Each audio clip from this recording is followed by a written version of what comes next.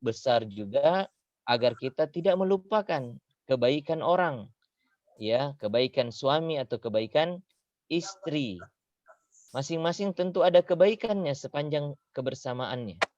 Tidak mungkin hanya keburukan belaka. Pasti ada kebaikan di antara mereka yang sudah mereka saling berikan. Maka jangan melupakan. Dan Allah ketika engkau tidak melupakannya, Allah itu maha melihat apa yang kamu kerjakan. Ketika engkau bisa membalas kebaikan orang dengan kebaikan, menghargai kebaikan orang lain, Allah maha melihat apa yang engkau kerjakan. Innallaha bima ta'maluna basir.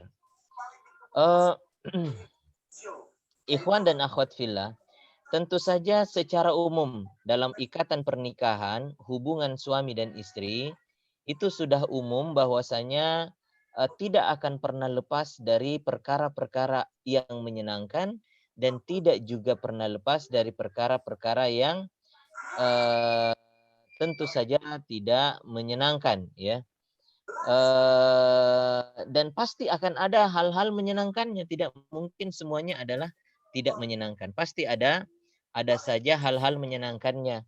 Karena itu jangan melupakannya begitu saja dan mengatakan tidak pernah ada hal yang menyenangkan di antara mereka. Nah, kalaupun pada akhirnya terlepas ikatan tersebut, putus ikatan tersebut dengan jatuhnya talak, ya, terjadinya perceraian, maka hal-hal yang pernah dirasakan dan didapatkan yang baik itu janganlah dilupakan. Jangan ditinggalkan begitu saja. Memaafkan. Memaafkan lebih baik. Memaafkan dan mulailah mengingat bahwa sesungguhnya di sana ada juga kebaikan. Adapun yang jelek-jelek itu, ya, maka saling memaafkan. Dan kebaikan-kebaikannya jangan pernah dilupakan. Ikhwan dan akhwat, rahimani wa rahimakumullah, apabila seorang manusia dan tidak melupakan kebaikan orang lain, tidak melupakan kelebihan yang telah diperbuat oleh orang lain, keutamaan yang sudah dilakukan oleh orang lain. Bukan dia sibuk hanya mengingat kejelekannya, tapi dia mencoba untuk menemukan dan mendapatkan nilai-nilai baik yang bisa dia dapatkan dari orang lain, khususnya pasangannya yang dia sudah terpisah darinya. Apalagi secara umum, kalau kita berinteraksi dengan manusia dan kita selalu berusaha mencari hal-hal baik yang ada pada dirinya, bukan mencari hal-hal yang buruk saja yang ada pada orang tersebut. Dan ini kesalahan dalam prinsip hidup. Setiap kali bertemu dengan orang, dia yang pertama kali dia cari buruknya. Ini keliru, tidak menjalani prinsip hidup sesuai dengan Al-Quran. Al-Quran menginginkan kita menjalani kehidupan dan mencari kebaikan-kebaikan orang yang kita berinteraksi dengannya. Jangan sampai kita hanya sibuk dengan keburukan-keburukannya. Hendaklah yang pertama kita cari pada seseorang itu kebaikannya. Dan yang kita kenang dan kita selalu ingat adalah kebaikannya. Adapun kejelekannya kita maafkan dan kita lupakan. Sifat memaafkan dan melupakan ini sifatnya para nabi. Sifatnya orang-orang soleh. Sifatnya ahli surga. Mereka orang-orang yang mengingat kebaikan orang lain dan melupakan kejelekannya dan memaafkan kejelekan tersebut dan berusaha untuk melupakannya. Ya, karena itu sungguh demi Allah Jalla wa'ala bahwa kaidah ini adalah kaidah yang sangat agung, yang kalau kita aplikasikan, yang kalau kita wujudkan, yang kalau kita pegangi menjadi pegangan hidup kita sebagaimana yang Allah inginkan untuk kita jadikan dia pegangan kehidupan kita, maka insya Allah kehidupan kita akan menjadi lebih sempurna. Ya, bahkan kalaupun ini sudah kita pegang ketika kita dalam hubungan suami istri dan kita sudah pegang prinsip ini, maka insya Allah mungkin tidak akan terjadi perpisahan. Kalau kita memegangnya sedari awal, yakni memegang prinsip untuk menghargai dan menilai kebaikannya orang lain. Kebaikannya pasangan kita, suami kita atau istri kita. Bukan yang kita cari adalah kejelekannya. Adapun kejelekannya kita maafkan lalu kita lupakan. Adapun kebaikannya selalu kita ingat-ingat. Ya, walatan saul fadla bainakum. Dan jangan lupakan kebaikan orang di antara kalian. Ya, kebaikannya selalu kita ingat, selalu kita cari, lalu kita ingat-ingat dan kita tidak lupakan. Adapun kejelekannya, keburukannya kita maafkan dan kita lupakan. Namun ya, yang paling banyak atau di antara yang paling banyak menjadi sebab pemisah antara suami dan istri karena tidak menerapkan kaidah ini atau prinsip ini dalam hidupnya. Bahkan dia mengambil prinsip lainnya, yakni prinsip banyak mengingat kejelekan dan melupakan kebaikan. Sehingga terkadang seseorang ketika dia marah kepada suaminya, dia mengatakan tidak ada kebaikan suami saya. Ya, 10 tahun saya bersamanya, tidak ada kebaikan sedikit pun. Tidak ada kebaikan sedikit pun pada suami saya. Ini kekeliruan. Ya, pernah suatu hari datang seseorang kepada kami, dia minta untuk disarankan untuk diruqyah. Ya, ketika hendak meruqyah, kami tanya dulu apa problem dia. Ternyata problemnya adalah dia mengalami masalah dengan suaminya. Lalu kemudian setelah kita gali-gali, dia mengatakan bahwa dia ingin berpisah dengan suaminya karena tidak ada kebaikan pada suaminya. Lalu kemudian saya mencoba untuk memberikan dia terapi, ya, berupa mengingat-ingat kebaikan suaminya. Saya tanyakan, ada nggak kebaikan suami Anda? Dia mengatakan, ibu ini mengatakan tidak ada. Ya, tidak ada kebaikan sedikit pun pada suami saya. Ya. Subhanallah. Lalu saya ambilkan dia kertas dan pulpen. Lalu saya minta dia tulis apa aja yang ibu anggap baik buat dari suami Anda. Dia tidak menulis apa-apa. Saya bilang kalau gitu sini saya bantu, Bu. Saya bantu menuliskan kebaikan suami Anda. Saya tanyakan dan ibu bisa jawab. Ibu, apakah suami ibu pernah memberi ibu nafkah? Oh, kalau nafkah dia masih beri. Oke, ini kebaikannya, Bu, ya. Oke. Ibu, apakah suami ibu pernah membantu ibu mengurus bayi ketika lapar atau mau ganti popok dan lain sebagainya? Oh iya pernah. Oh iya berarti ini kebaikan. Ibu, apakah suami ibu pernah mengajak ibu keliling jalan-jalan? Oh iya pernah. Oke. Apakah suami ibu pernah membantu ibu ketika sakit? Oh iya pernah. Oke, ada kebaikannya dan seterusnya. Dan akhirnya luar biasa sampai makin banyak hingga akhirnya ibu tersebut ia menangis dan mengatakan, oh iya suami saya ternyata banyak ya kebaikannya, ya. Jadi kita hendaknya memegangi prinsip ini dalam kehidupan kita yang diarahkan oleh Al-Quran. Apa itu? Hendaknya kita tidak melupakan kebaikan orang di antara kita. Wala tansawul fadla bainakum. Dan janganlah kalian melupakan kebaikan orang di antara kalian. Apalagi kalau hal-hal tersebut berupa jasa-jasa ke dalam hidup kita, maka tentu perkara itu menjadi lebih besar untuk tidak mudah kita lupakan.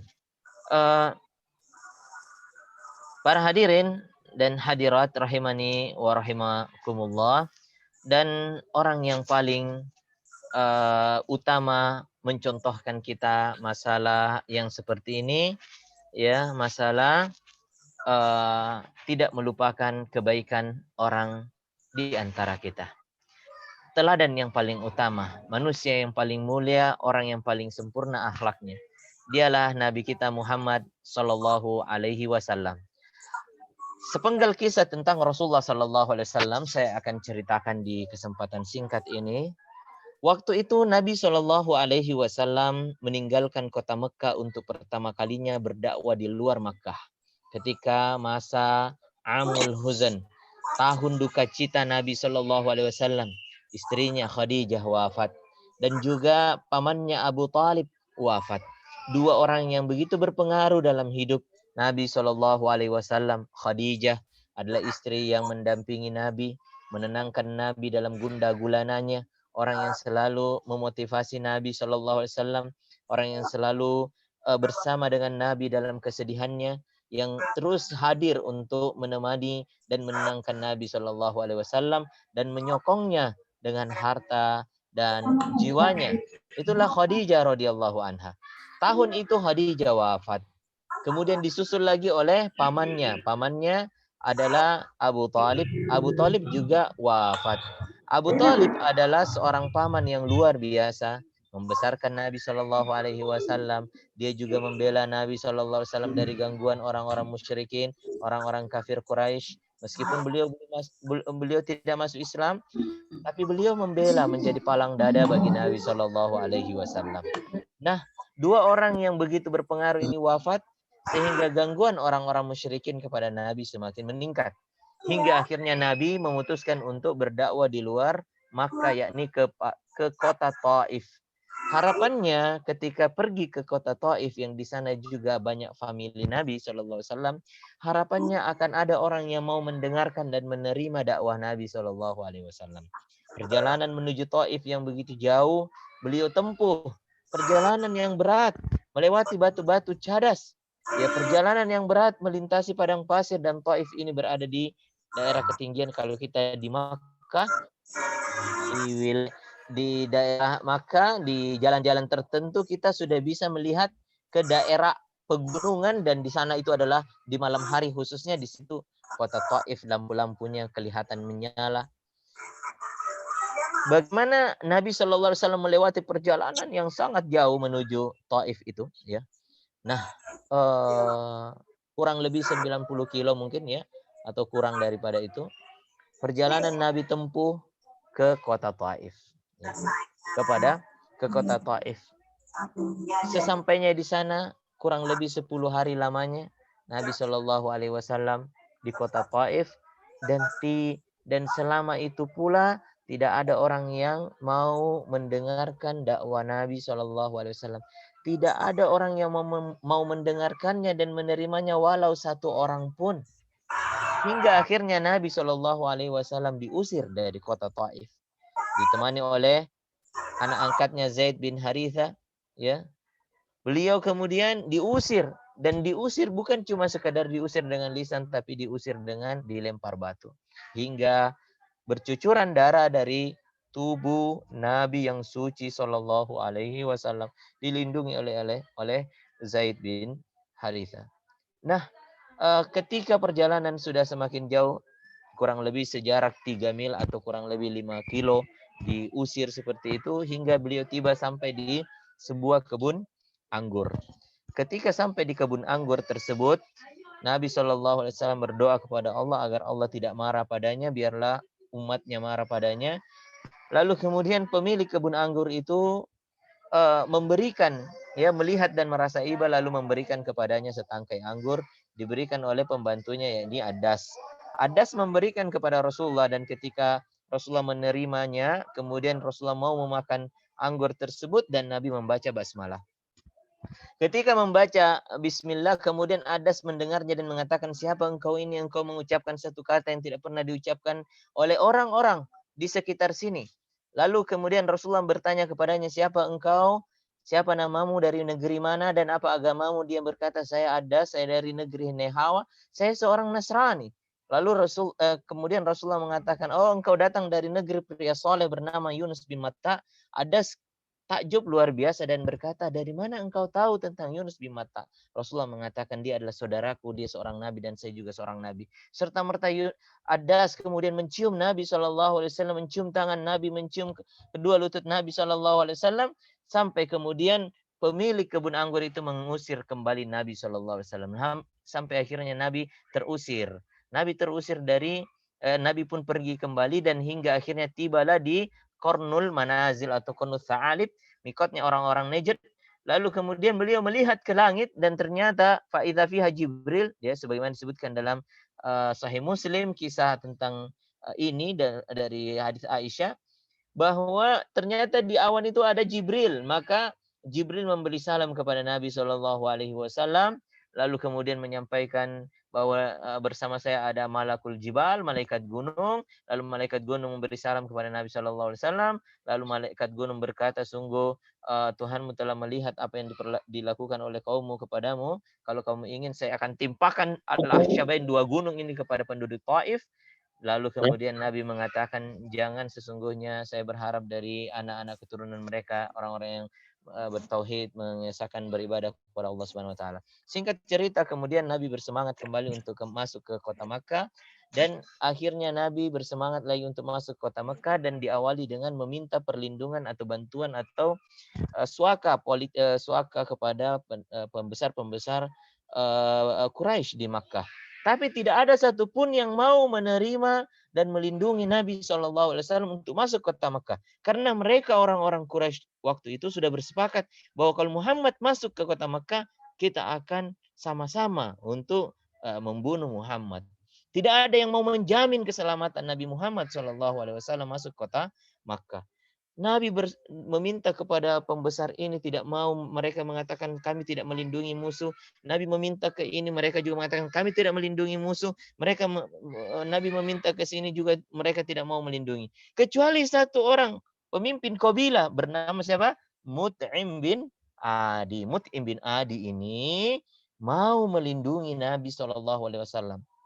Lalu kemudian Mut'im bin Adi berkata kepada anak-anaknya, ambil pedang-pedang kalian, saya mau menjamin keselamatan Muhammad untuk masuk ke dalam kota Makkah, pulang kembali ke rumahnya.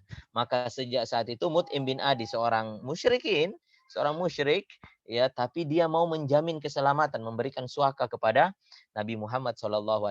Akhirnya Rasulullah masuk ke kota Makkah, dan di kanan kirinya ada Mut'im bin Adi bersama anak-anaknya dan kabilahnya untuk melindungi Nabi Shallallahu Alaihi Wasallam. Masuklah Rasulullah ke dalam kota Makkah. Datang Abu Jahal berkata kepada Mut'im, wahai Mut'im, apakah kau masuk Islam?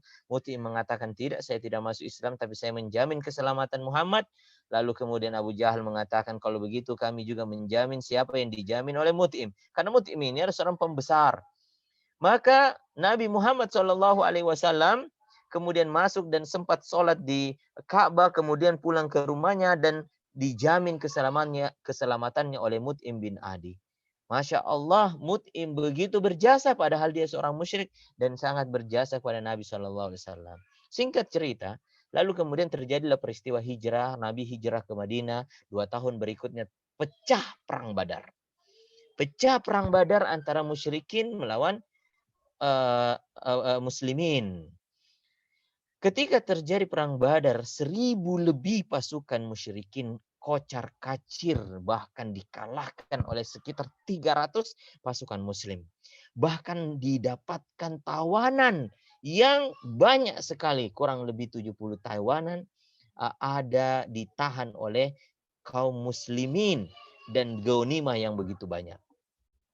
Nah, ketika Rasulullah Sallallahu Alaihi Wasallam telah menawan para tawanan ini, dalam kondisi seperti itu kemudian Nabi Sallallahu Alaihi Wasallam mengajak para sahabatnya bermusyawarah, tawanan ini mau diapakan?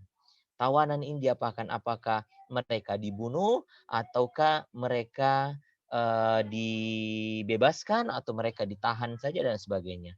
Maka datanglah Umar bin Khattab mengatakan, ya Rasulullah, andai saja ini adalah perang pertama kita, ya, dan seterusnya. Kemudian Umar menyarankan untuk dibunuh. Abu Bakar menyarankan agar mereka dipekerjakan sebagian, dimanfaatkan keilmuannya sebagian, dan sebagian lagi ditukar dengan membayar, ya, keluarganya kalau mau mengambilnya dibayar dengan harga yang mahal karena toh mereka mengambil harta-harta kita dulu di Makkah.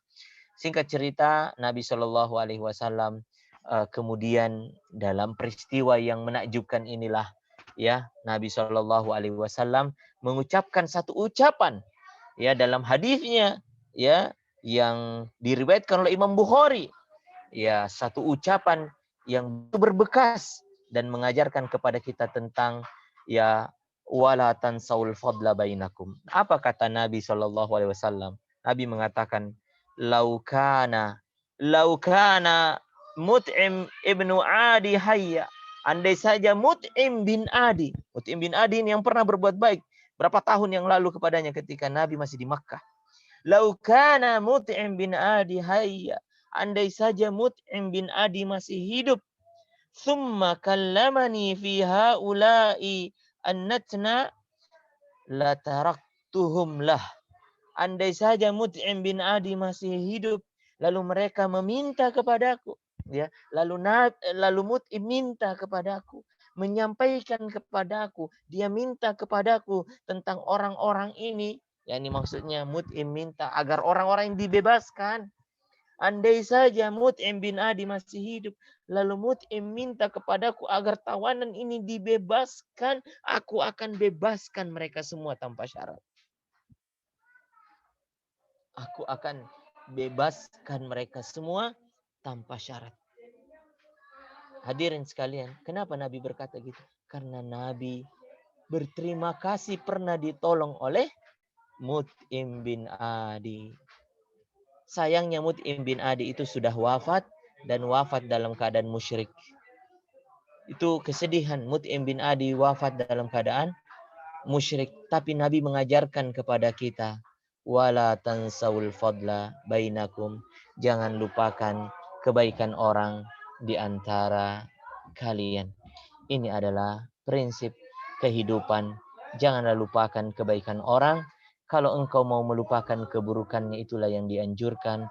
Maafkan dan lupakan keburukannya. Adapun kebaikan orang, jangan engkau lupakan. Semoga ada manfaatnya. Lebih dan kurangnya mohon dimaafkan.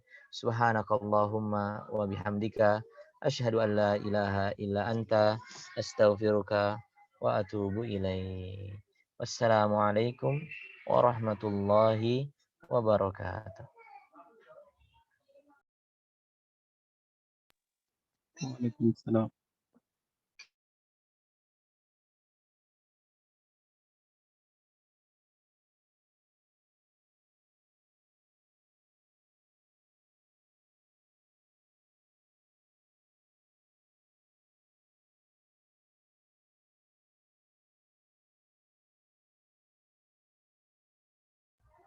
Iya, materi kita cukup ya, karena materi kita cuma setengah jam, jadi jam 8:30 sampai jam 9.